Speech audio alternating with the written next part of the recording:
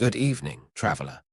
You've wandered into myth-taken dreams, a place where timelines tangle, truths wobble, and bedtime stories rewrite history just enough to make it magical. Each tale unfolds from a library that never existed, where historians whisper with poets and facts arrive fashionably late. Tonight, we unspool another tale from the flickering archive because bedtime deserves a version of history to pique the imagination. So fluff your pillow, turn down the logic, and lean into the lore. Once upon a time, in a land not unlike your own, though much less interested in hygiene and significantly more pestilential, there was a plague. But not just any plague, oh no.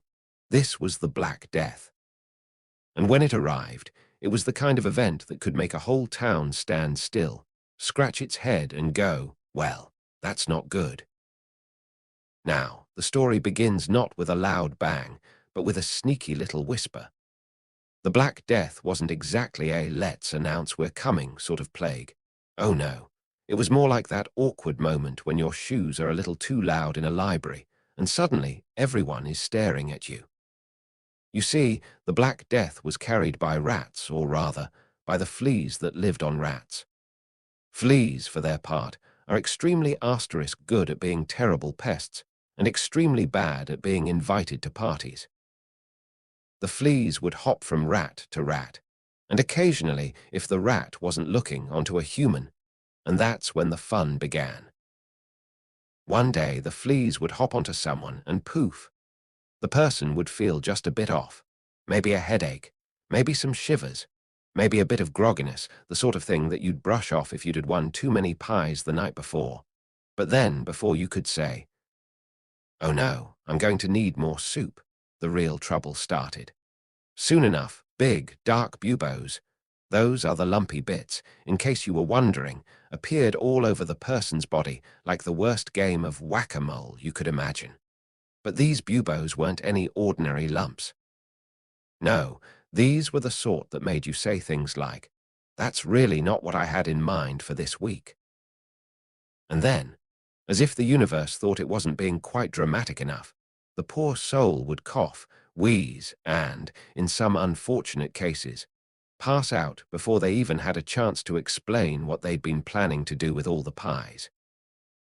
Now, the Black Death didn't just appear in one place and say, "Hi, I'm here to wreck your day." No, it spread. It spread across villages, towns, and even whole countries.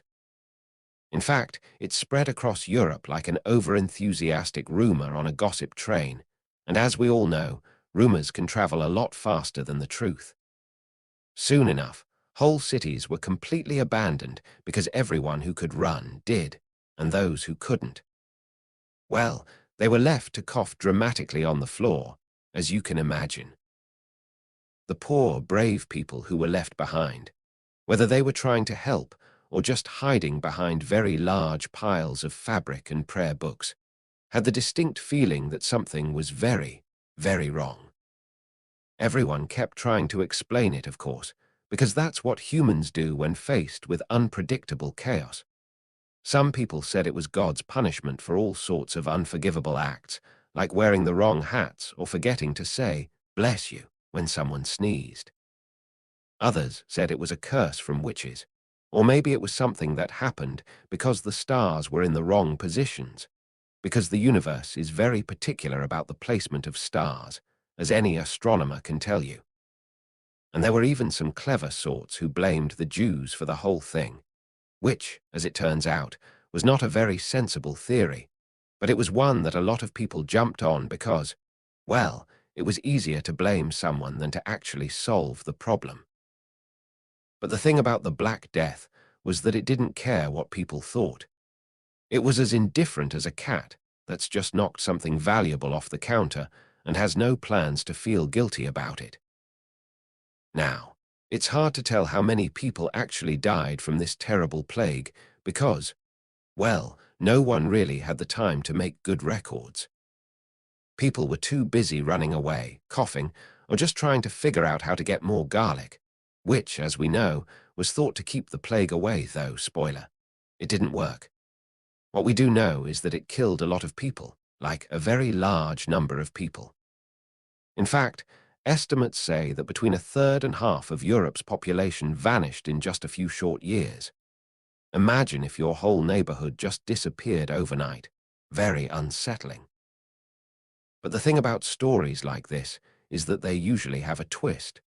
You see, after the Black Death did its absolutely terrible thing and left, something rather remarkable started to happen. People, after they'd recovered from their fear and learned that rats, fleas, and lack of hygiene could make the whole thing even worse, decided to make changes. They started to care a lot more about things like washing their hands, which in hindsight was probably a very good idea. They also began to realize that having a better understanding of how diseases spread might help prevent another catastrophe, which was useful because the Black Death wasn't exactly the only disease out there. People began to look around and say, maybe we should spend less time worrying about the stars and more time figuring out how to stop the plague from happening again. They also noticed that, oddly enough, when half of the population had died, there was suddenly a lot more room for working, and for paying people better wages because there were now fewer workers. It was kind of an economic reset, though, a very deadly one.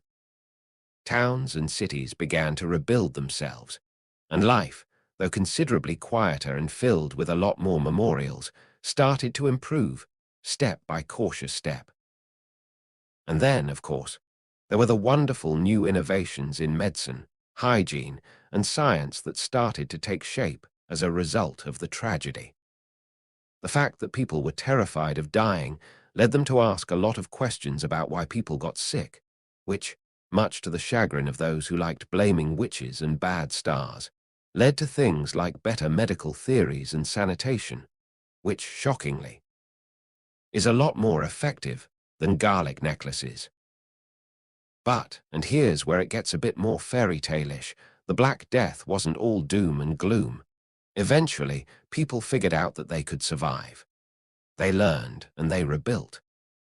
Though it was the sort of story that started with lots of coughing and very little in the way of happy endings, eventually people realized that they were much smarter about how to face future disasters.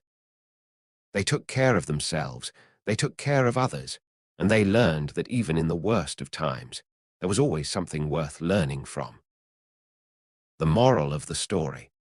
Sometimes you don't notice how many things can go wrong until you're all knee-deep in fleas and buboes. But once the fog clears, people tend to pick up the pieces, get a little cleaner, and start asking better questions. And if you're ever faced with an unexpected disaster, you may as well learn something from it, like, say, washing your hands is very important. The end. Or, more accurately, the start of a very long history of people trying to avoid fleas.